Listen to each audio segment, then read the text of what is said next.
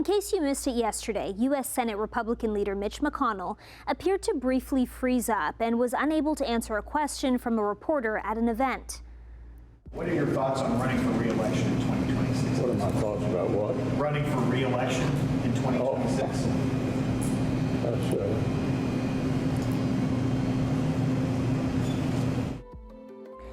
McConnell had a similar episode last month as well. In both incidents, his office saying afterwards that he was feeling momentarily lightheaded and would see a physician.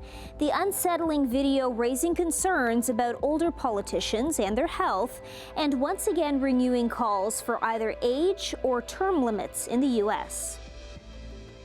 We're joined now by Dr. Mark Rosenberg, professor at Queen's University and former Canada Research Chair of Aging, Health and Development. Professor, this latest incident with U.S. Senator Mitch McConnell has people questioning why there aren't age limits for politicians. Do you agree with that sentiment? I'm not sure I do agree with it, and there are three reasons why. First, I think we need to be very careful about what we mean by age limits. So there are some age limits that probably make sense. So at what age do we want teenagers to start driving? But when it comes to questions like, in essence, using age as some sort of measure of people's ability to think, to make decisions, I'm not sure age is a good measure to use for those types of issues. The second issue is really, I think people are confusing the issue of age with the issue of whether term limits on people's participation in politics is a good or bad idea. In other words, in the Canadian political system or the Ontario political system, people can be members of a parliament or of the legislature for as many years as they get reelected.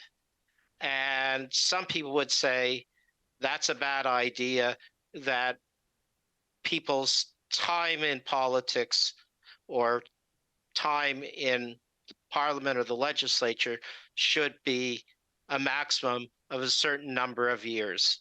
And then I think the third issue here that I think people are forgetting is people's privacy. And it's actually been frightening to me to watch commentators talk about Senator McConnell's health when they have no access to his medical records. So these age limits or term limits that some people are calling for, is there really any ethical way to go about doing that? I don't think there's any ethical way I can think of about age limits. Because certainly there are people, dare I say, in their 70s or 80s who are just as smart, just as good at making decisions as there are people in their 30s or 40s. There's no evidence, all other things being equal, that age in and of itself is a good measure for how people think. And we're always going to be, in a sense, conflicted over the need for people to have experience versus their age. Thanks so much for joining us, Mark. Okay. Thank you.